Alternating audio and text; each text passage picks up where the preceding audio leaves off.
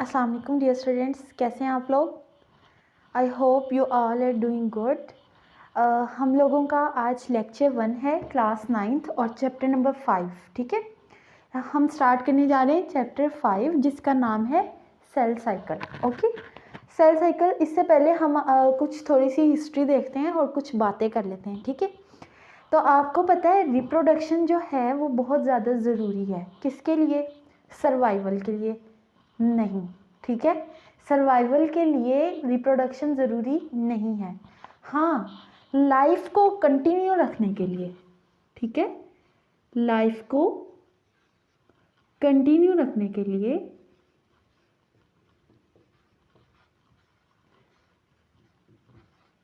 क्या ज़रूरी है? रिप्रोडक्शन। ठीक है,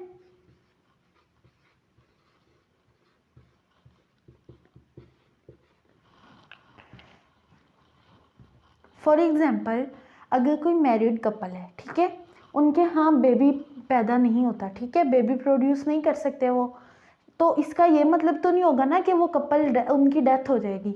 नहीं होता ना, ऐसे कपल की डेथ नहीं होती। हाँ, ये होता है कि उनकी जनरेशन आगे नहीं चल सकती, ऐसा ही होता है ना, जनरेशन आगे नहीं चल सकती लेकिन वो सही रहते हैं। तो इसका ये मतलब नहीं है कि रिप्रोडक्शन आपकी सर्वाइवल के लिए ज़रूरी है। ठीक है, सर्वाइवल के लिए रिप्रोडक्शन ज़रूरी नहीं है। अगर कोई इंडिविजुअल रिप्रोड्यूस नहीं कर सकता, इसका ये मतलब नहीं है कि वो ज़िंदा ही नहीं रह सकता। ओके, तो लाइफ को कंटिन्यू रखने के लिए रिप्रोडक्शन ज़रूरी है। जिस तरह अगर हम लोग हैं ह्यूमंस, ठीक है, अगर ह्यूमंस में सब रिप्रोडक्शन करना बंद कर दें, ठीक है, किसी का बेबी पैदा ना हो, ठीक है, तो एक टाइम आएगा जिसके बाद दुनिया से ह्यूमंस ख़त्म हो जाएंगे। ऐसा ही होगा ना, जब नेक्स्ट प्रोड्यूस नहीं हो रहे और जो पिछले वाले हैं उनकी तो डेथ होनी ही होनी है। ठीक है, तो एक टाइम आएगा जब सारे इंडिविजुअल्स ख़त्म हो जाएंगे। तो इसलिए लाइफ को कंटिन्यू रखने के लिए क्या ज़रूरी है? रिप्रोडक्शन। ओके, अच्छा, अब जो रिप्रोडक्शन होती है ये हर लेवल पे होती है। आप लोगों ने लेवल्स ऑफ ऑर्गेनाइजेशन पढ़े थे ना, जिसमें molecular level, cell level, tissue level, आप लोगों ने ये सब पढ़े हैं ना। तो रिप्रोडक्शन तकरीबन सब लेवल्स पे होती है। ठीक है, एक सेल है ना, ठीक है, सेल के अंदर क्रोमोसोम्स, न्यूक्लियस होता है ना, ठीक है, न्यूक्लियस में क्या होते हैं? क्रोमोसोम्स।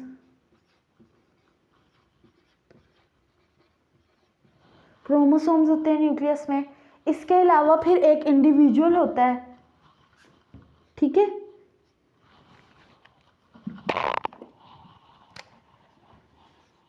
सेल्स अल्टीमेटली मिलके इंडिविजुअल बना देते हैं ना, ठीक है, वो इंडिविजुअल भी क्या होता है? रिप्रोड्यूस करता है।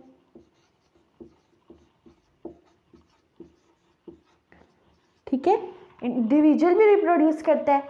ठीक है, आपने देखा है कि एक इंडिविजुअल से आगे और इंडिविजुअल्स पैदा होते हैं। ठीक है, दो, और इसी तरह सेल है ना, जिस सेल से भी दो सेल्स बनते हैं। ठीक है, क्रोमोसोम्स भी डबल होते हैं। तो हम कह सकते हैं ये चीज़ें डबल क्यों हो रही हैं, ये चीज़ें बढ़ क्यों रही हैं? क्योंकि इनके अंदर क्या हो रही है? रिप्रोडक्शन। क्या हो रही है? रिप्रोडक्शन। ओके, रिडोल्फ विर्चू ने कहा था, ठीक है, कि सेल्स कम्स फ्रॉम सेल्स। ठीक है, सेल कम फ्रॉम सेल्स।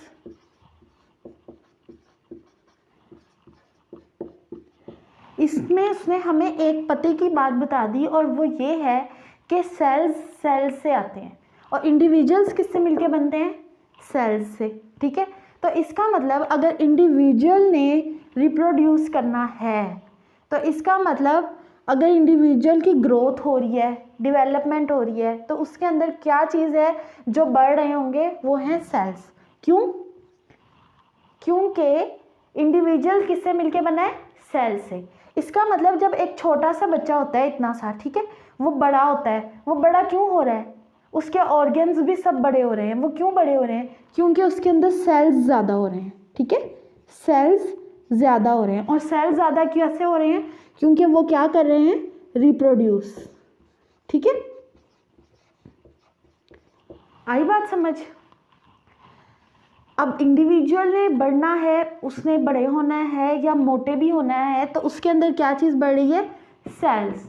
और सेल्स किस तरह से बढ़ते हैं? रिप्रोडक्शन के ज़रिए। ओके, इतनी बात समझ आ गई।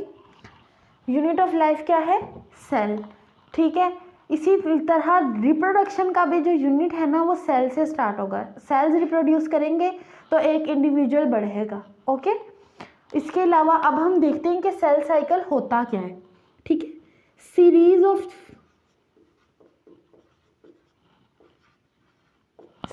ऑफ इवेंट्स, मतलब कुछ ऐसे मराहिल की सीरीज है। सीरीज किसको बोलते हैं? एक के बाद दूसरा, दूसरे के बाद तीसरा, चेन बोल रहे हैं आप। अगर इसके अंदर से एक स्टेप मिस कर दिया तो चेन ब्रेक हो जाएगी। ठीक है, और सीरीज में कुछ ब्रेकेबल नहीं होता। ठीक है, जब वो ब्रेक हो जाती है तो इसका मतलब कुछ ना कुछ एबनॉर्मेलिटी आ जाएगी। Okay, cell cycle series of events हैं। कब से कब तक? when a cell is produced from the cell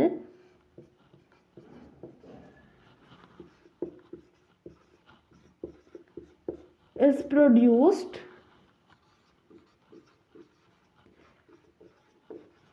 मतलब ऐसे इवेंट्स जो स्टार्ट होंगे कब? जब एक सेल बन जाएगा। ठीक है, एक सेल जब पैदा हुआ या बना, ठीक है, तब से ऐसे कुछ इवेंट स्टार्ट हो जाएंगे, कुछ मराहिल स्टार्ट हो जाएंगे, और वो कब तक कंटिन्यू रहेंगे? until it completes mitosis and produce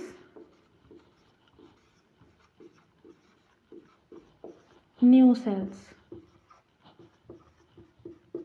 ठीक है, ऐसे इवेंट्स, ठीक है, ऐसी सीरीज, ऐसी चेन, ऐसी प्रोसेसेस की जो स्टार्ट होंगे कब? जब एक सेल पैदा हो जाएगा। उसके पैदा होने के बाद से अब जब तक वो सेल उसके अंदर माइटोसिस नहीं हो जाती, ठीक है, उसके अंदर क्या नहीं हो जाती? माइटोसिस। और माइटोसिस क्या है? माइटोसिस है डिवीजन ऑफ सेल्स। ठीक है, माइटोसिस क्या है? डिवीजन ऑफ सेल, मतलब सेल का डिवाइड होना। ठीक है, डिवाइड होके दो में तकसीम हो जाना। समझ आ गई बात? ऐसा प्रोसेस जिसके अंदर इतने सारे सीरीज ऑफ प्रोसेसेस इन्वॉल्व हैं, और वो प्रोसेसेस कब स्टार्ट होते हैं? जब एक सेल पैदा हो जाता है, और तब तक वो जारी रहते हैं जब तक वो सेल डिवाइड होके डॉटर सेल्स नहीं बना देता, नए सेल नहीं बनाता, तब तक वो। अब जिस तरह आपको डेली लाइफ से एग्जांपल दूं तो आप लोग पैदा हो गए, ठीक है, आप लोगों की उसके बाद चाइल्डहुड था, फिर आप लोगों की जवानी आई, उसके बाद आप लोगों ने बेबीज़ प्रोड्यूस किए। ठीक है, जो बेबीज़ प्रोड्यूस होते हैं तब तक आप लोगों का जो प्रोसेस होगा उसको हम बोलते हैं क्या? Cell cycle. क्या बोलते हैं? Cell cycle. ठीक है, ये एक सेल था, ठीक है, इसने 2 सेल्स प्रोड्यूस कर दिए। ओके, ये 2 सेल्स प्रोड्यूस करने के दौरान जितने भी प्रोसेसेस हुए हैं, ठीक है, और जितने भी चीज़ें हुई हैं वो सब क्या कहलाएंगी? Cell cycle. वो सब क्या कहलाएंगी? Cell cycle. ठीक है, साइकिल का यही मतलब होता है ना कि जहाँ से बात शुरू हुई है वहीं पे ख़त्म। ठीक है, सेल से बात शुरू हुई थी, अब उसके दरमियान जो भी होता रहे वो नहीं देखना, एंड में बना क्या?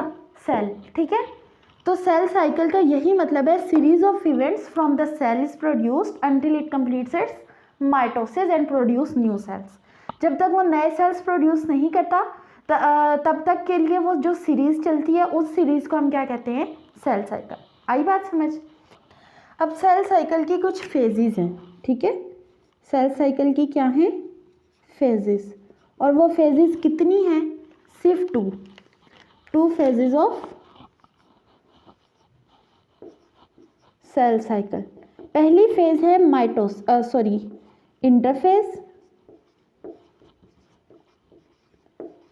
और दूसरी फेज का नाम है माइटोटिक फेज।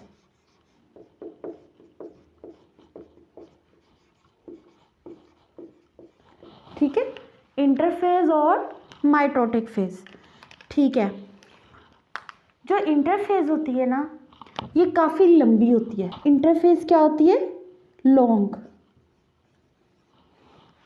काफ़ी लंबी।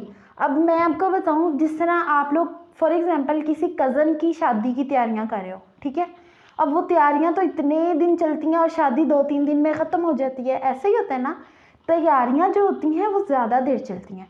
इसी तरह सेल ने जब डिवाइड होना है, आपको पता है माइटोटिक फेज होगी डिवीजन फेज। मैंने यहाँ पे बताया ना कि माइटोसिस क्या होती है? Division of cells. और माइटोटिक फेज कौन सी होती है?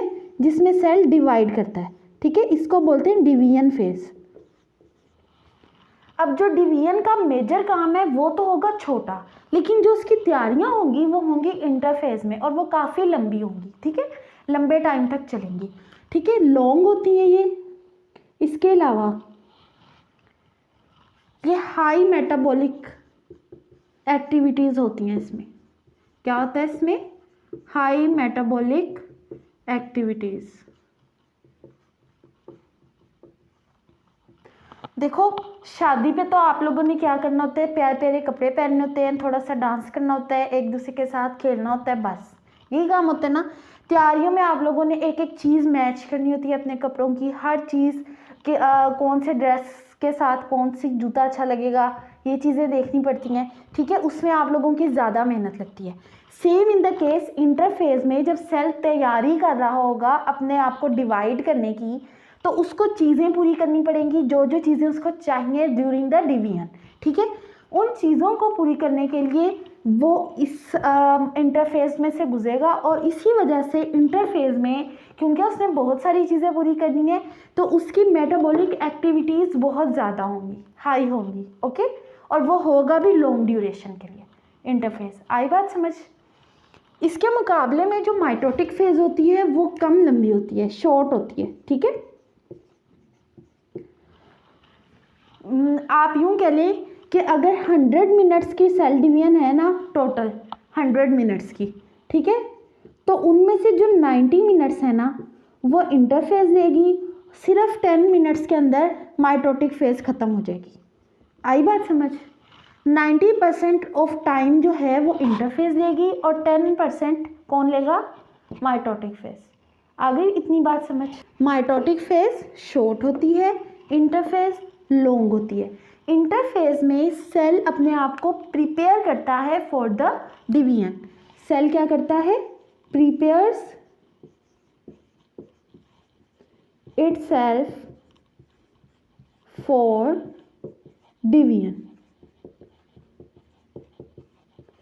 जबकि माइटोटिक फेज में वो डिवाइड हो जाएगा, ओके, और ये शॉर्ट होती है, ठीक है। अब जो लॉन्ग होती है, देखो जो शॉर्ट है उसको तो डिवाइड करने की आगे फर्दर ज़रूरत ही नहीं है, वो तो पहले शॉर्ट है, लेकिन जो इंटरफेज है ये इतनी लंबी होती है कि हम इसको फिर कुछ फेजेस में डिवाइड करते हैं, ठीक है। इंटरफेज के आगे कुछ फेजेस हैं, ओके। तो हम देखते हैं इंटरफेज की कौन सी फेज है। सबसे पहले आती है G1 फेज, ठीक है, इसको हम बोलते हैं गैप 1। फिर आती है S फेज, इसका पूरा नाम है सिंथेटिक फेज, ठीक है। आपको पता है सिंथेसिस का क्या मतलब होता है? बनना किसी चीज़ का, ओके, सिंथेटिक फेज। और फिर आती है G2 फेज, यानी कि गैप 2। आगे बात समझ? इंटरफेज की कितनी फेजेस होती हैं? 3 फेजेस, एक G1 फेज, एक S फेज और एक G2 फेज। अच्छा, ये साइंटिस्ट से कुछ गलतियां हो गई थी क्योंकि इंस्ट्रूमेंट्स इतने एक्यूरेट नहीं थे, तो इन्होंने इसका नाम गैप रख दिया।